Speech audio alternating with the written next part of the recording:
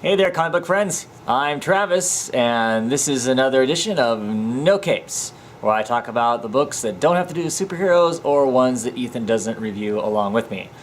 I was going to review this outside, but it is 100 plus, oh my god, hot outside.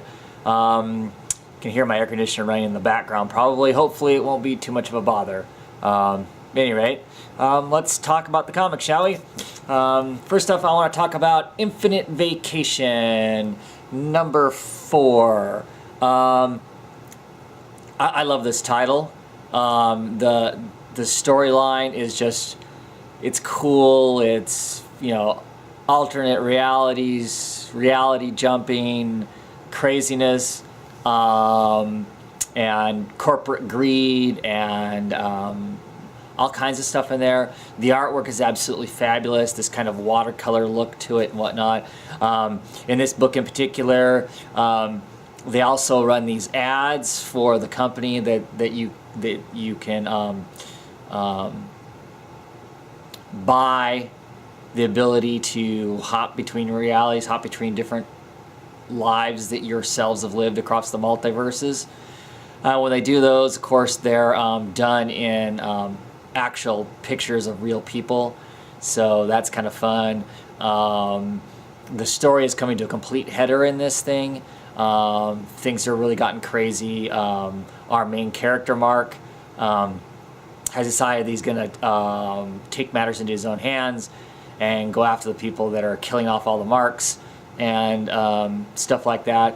Fabulous book. The one downside to this book is its releases are very, very slow. I'm not sure exactly what the problem is. I don't think it's Nick Spencer writing that's the problem. I think it's probably more Christian Ward's artwork. I'm not sure exactly what. I love his art. It hurts the book when it takes months and months between issues. I mean, issue 3, I have to go back and look at my other videos. It's been months though, months and months. So that's the downside to it. This is going to make an absolutely great trade. Usually if I pick things up in singles, I don't buy things in trades very often. I may pick this up in trade when it finally comes out in trade, depending on how it ends. Because I think it'll be a good book just to be able to sit down and read through. But then maybe I'll just keep opening up the singles and read through the whole thing once I get all 5 issues.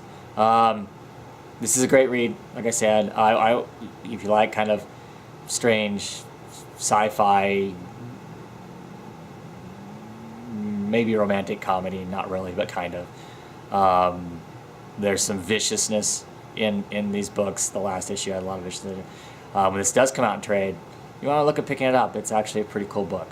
Okay, next I'm going to talk about the book everybody else has already talked about a ton, Saga, number 4. First off, I love this cover. I love the rich production quality of this book. I love the fact is that there's no ads on the back of this book. I mean, it's gorgeous yellow hues clear around the backside of this book. More importantly, our storyline. I won't get into the plot because just about everybody I know is probably reading this. Just my take on it. I'm not even going to talk about the sex parts in it. To me, that's not the coolest part. I don't have a problem with that part. But for me, I really, really, really like the relationship between our 2 main characters. And I love Isabel. Is that her name?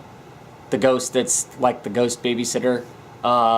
She's fabulous too, where she's trying to give Elena relationship advice, and then lets her know that she's just swapped boobs 10 minutes ago when she's feeding Hazel.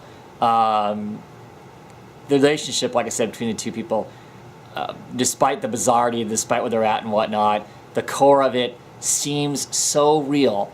I absolutely love it. I mean, that's the coolest thing about this is, for me, is their relationship seems so real. The bizarre stuff that's going on, the craziness, the female human centipede that's in this, the crazy people that are at the very beginning, that's all fun. Like I said, it's a really fun book. I absolutely love this book.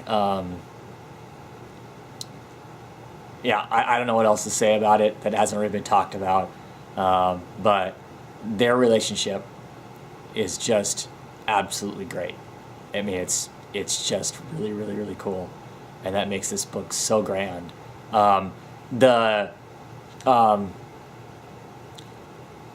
letters column at the end is pretty fun too. You know, people did answer the poll that's in the back of it, and the answers and how they talk about them. That's pretty fun too. Pretty cool.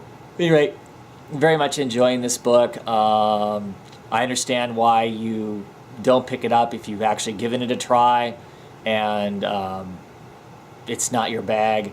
But if you haven't given this book a try, you really, really, really should be giving this book a try. I think it's going to be a very special book, and it's absolutely fabulous.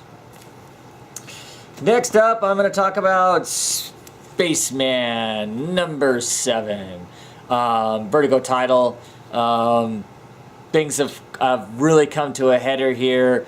We get to find out more about Orson and what happened on Mars with the other spaceman that's the bounty hunter in this, and their relationship and some of what happened on Mars, the craziness that happened there, the difference in the two lifestyles of the two people.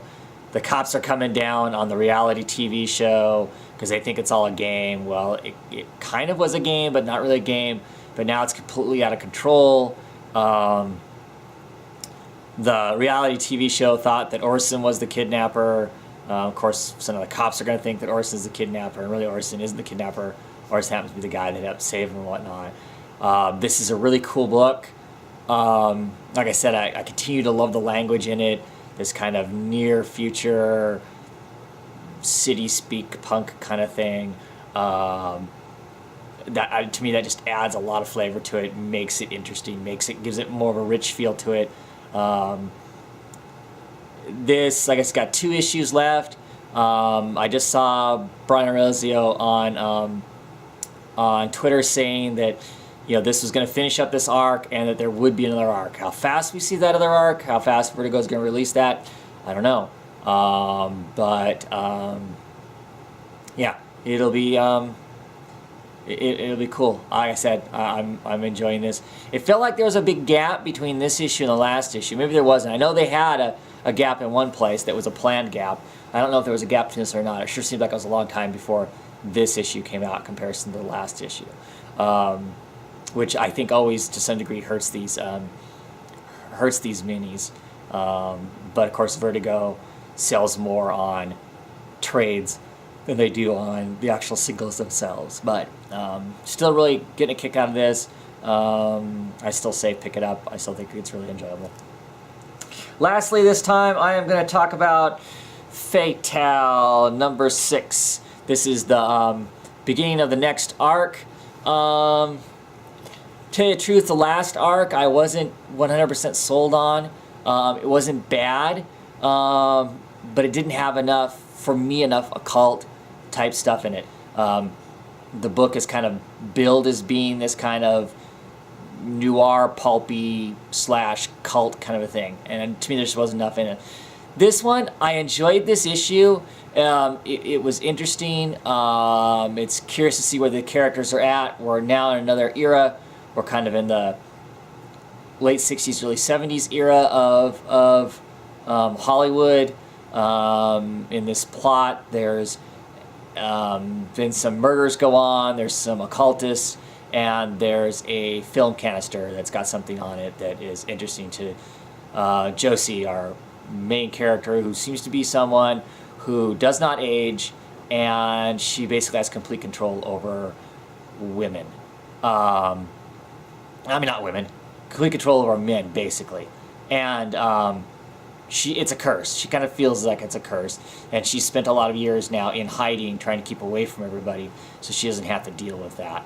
And what happens, because usually when she has her way with men, then bad things tend to really happen to them afterwards, it seems. This issue is okay. There's parts of this that kind of remind me and make me feel kind of like Warren Ellis's Desolation Jones, the first arc of that, which is an absolutely fabulous comic book. I highly recommend it. It had to do with some Nazi snuff porn, And I mean, I don't know that that's what this really, the film canister that's here has to do, but obviously it's something really sinister and twisted, I'm sure.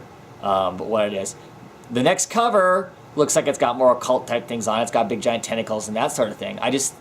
That's what's missing for this for me. I'm on the fence about this book. I don't dislike it, but it's not really exciting either. It's not quite boring, but yeah, I don't know. It's not 100% holding my interest. I'm now kind of shopping around for what else might be out there that might replace this for me, that might kind of fill this kind of niche. If you guys know something, let me know. There's something else interesting. Or you think I'm nuts because I'm not picking this up, or thinking about not picking it up, or that I'm nuts because I keep spending my money on it. I mean, I know some of you definitely don't like it, you don't get it, or you don't enjoy it, which is cool. I can understand that. Like I said, I'm kind of on the fence.